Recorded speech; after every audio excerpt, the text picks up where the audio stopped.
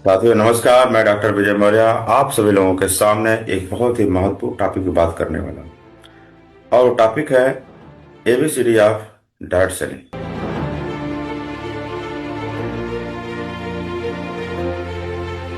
अगर आप direct selling business में निश्चित रूप से कामयाब होना चाहते हैं तो इस फार्मूले को बड़े ही गौर के साथ सुने और अमल में भी लाएं।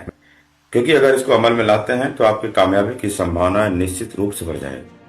क्या है A B C D formula? A for attendance.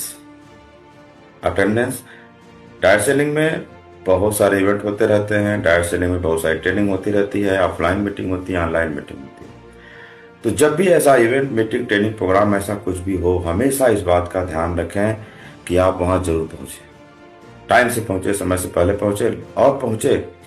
जो लोग कभी कभी मीटिंग अटेंड करते हैं या नहीं अटेंड करते हैं, वो चाहे कितने ही टैलेंटेड क्यों ना हो, वो कामयाब नहीं होंगे। लेकिन अगर कोई कम टैलेंट वाला भी हो, अगर किसी की योग्यता थोड़ी कम भी हो, उसको बहुत ज्यादा उसके अंदर क्वालिटी ना हो, लेकिन अगर वो अटेंडेंस बढ़िया रखता है, डायरेक्ट सेलिंग बिजनेस में हर मीटिंग हर ट्रेनिंग में प्रेजेंट रहता है, तो मेरी गारंटी है कि उसकी कामयाबी की संभावनाएं बढ़ जाती हैं, उसके सपने निश्चित रूप से पूरे होंगे। दूसरा फार्मूला है B for behaviour. Direct selling में अपने बिहेवियर को बहुत बहुत बहुत ही अच्छे से, गंभीरता से ध्यान में रखें। क्योंकि बी फॉर बॉन्डिंग भी होता है। अगर आपका बिहेवियर अच्छा होगा तो आपकी टीम में आपकी बॉन्डिंग बहुत अच्छी होगी, आपकी अपलाइन से आपकी बॉन्डिंग बहुत अच्छी होगी। तो जो भी लोग बिहेवियर खराब कर लेते हैं उनकी बॉन्डिंग खराब हो जाती है। आपने देखा होगा, अक्सर मार्केट में दो दुकानें अगल बगल होती हैं और उन दुकानों में सेम सामान रखे गए हैं। उन दुकानों का लगभग स्ट्रक्चर सेम है, सबका प्राइस भी सेम होता होता है, लेकिन फिर भी एक दुकान में बहुत लाइन लगी हुई है और एक दुकान सही से नहीं चल पा रही है। रीजन क्या है? रीजन ये है कि जो पहली दुकान जिसमें लाइन लगी हुई है उसका बिहेवियर बढ़िया होगा, और जिसका बिहेवियर सही नहीं है वह जो है बहुत परेशान है, उसका धंधा सही से नहीं चल रहा है, उसको समझ में नहीं आ रहा है कि गलती कहाँ हो रही है। तो बिहेवियर पे बहुत गंभीरता से ध्यान दीजिए आप लोग, अगर आप डायरेक्ट सेलिंग में कामयाब होना चाहते हैं। और दुनिया का कोई बिजनेस हो, हर एक बिजनेस में बिहेवियर रीढ़ की हड्डी होती है। तो इस बात को ध्यान रखें। आपका लेवल चाहे कितना बड़ा हो जाए, आप चाहे कितना पैसा कमा लें, लेकिन अपना बिहेवियर हमेशा बढ़िया बना के रखें।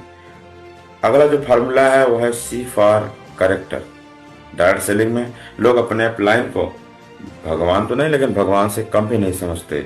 जब आपने देखा होगा डायरेक्ट सेलिंग में सम्मान दिया जाता है तो ईश्वर जैसा लोग सम्मान देते हैं, ईश्वर जैसा लोग रिस्पेक्ट करते हैं। लेकिन अगर उसी व्यक्ति का, उसी अपलाइन का अगर करेक्टर गड़बड़ हो जाए, अगर उसके इमेज पे दाग लगना शुरू हो जाए, करेक्टर क्या हो सकता है? अफेयर अगर आपका किसी से चल रहा हो, पैसे को लेकर के आप जो है सही नहीं है, आप टीम पैसे लेकर के उसको गबन कर जाते हैं, या पैसे सही समय पर लोगों का देते नहीं हैं, टीम से उधार लेकर के उनको गुमराह करते हैं, या तो फिर आप नशा करते हैं, बहुत सारा ऐसा टीम के सामने नशा करते हैं, आप जो है टीम में अपलाइन के सामने, डाउनलाइन के सामने आप नशे में आकर के बातें करते हैं, या नशे में आप फोन करते हैं, नशे में डांस करते हैं, तो ये सब जो करेक्टर है अपना जो बिगाड़ लेते हैं, अगर ऐसा कोई बिगाड़ रहा है तो उससे क्या होगा, उसकी जो डाउन लाइन है वो उससे दूर होती जाएगी, उसका अपलाइन भी उससे दूर होता जाएगा।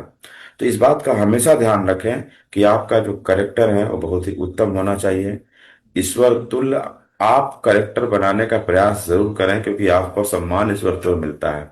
तो आपका इमेज जितना अच्छा होगा, करेक्टर जितना अच्छा होगा, आपकी टीम उतना अच्छा आपके साथ चलेगी।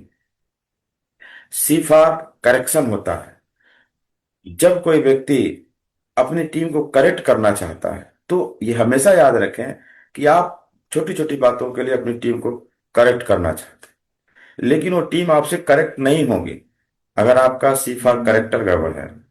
सी फॉर करेक्टर में अगर कोई कमी है तो सी फॉर करेक्शन आप नहीं कर पाओगे अपनी टीम में, सी फॉर कनेक्शन भी नहीं कर पाओगे अपनी टीम में। तो इस बात का ध्यान रखें कि अगर आप सी फॉर करेक्शन अपनी टीम में सही करना चाहते हैं, सी फॉर अपनी टीम में कनेक्शन करना चाहते हैं, तो सी फॉर अपना करेक्टर बढ़िया रखिए। अगला फार्मूला है डी फॉर डिसिप्लिन। डिसिप्लिन का मतलब होता है अनुशासन। अगर आप डायरेक्ट सेलिंग में कामयाब होना चाहते हैं तो अनुशासन पर विशेष रूप से ध्यान दें। आप किसी भी मीटिंग में समय से पहले पहुंचे, टाइम का विशेष ध्यान दें, अपने कपड़ों का विशेष ध्यान दें। हमेशा एक प्रोफेशनल और गुड लुकिंग आपको लगना चाहिए, इस बात का स्पेशल ध्यान दें, उसके प्रति लापरवाह ना रहें। आपका बॉडी लैंग्वेज अपने डाउनलाइन के प्रति कैसा होता है, किस तरीके से आप मीटिंग में बैठते हैं ये भी मायने रखता है, किस तरीके से आप खड़े होते हैं ये भी मायने रखता है। आपका अपलाइन से बॉडी लैंग्वेज कैसा होता है, अपलाइन के सामने आपके बैठने का तरीका क्या है, बोलने का तरीका क्या है। अपलाइन अगर कोई बात बोल रहा है तो कहीं ऐसा तो नहीं आप बीच बीच में बोल देते हैं, आप भी बोल देते हैं। अगर इस तरीके की बातें हो रही हैं तो इसका मतलब अनुशासन में कुछ गड़बड़ी है, और इससे आपका नुकसान होने वाला है। आपकी टीम में इमेज कम हो जाएगी, वैल्यू कम हो जाएगी, अपलाइन की नज़र में वैल्यू कम हो जाएगी। जिसका भी अनुशासन गड़बड़ होता है लोग उसकी इज्जत करना कम कर देते हैं। तो हमेशा इस बात का ध्यान रखें कि आप अनुशासन में रहें। ये मैंने चार बातें बताई। A for attendance, B for behaviour, C for character, और डी फॉर डिसिप्लिन। ये चार बातें जो भी व्यक्ति ध्यान देगा, चार बातें केवल अगर जो भी व्यक्ति ध्यान देगा, पालन करेगा, निश्चित रूप से उसकी कामयाबी मिलेगी। और केवल कामयाबी नहीं होगा बल्कि अपनी कामयाबी को बरकरार भी रखेगा। उसके पास लोगों की फौज होगी। तो ये बहुत बड़ा सीक्रेट मैंने आपको बता दिया डायरेक्ट सेलिंग का। उम्मीद करता हूं कि आप इसको पालन करेंगे और निश्चित रूप से कामयाबी भी हासिल करेंगे। Thank you very much. Wish you all the best. जय हिंद, जय भारत, जय डायरेक्ट सेलिंग।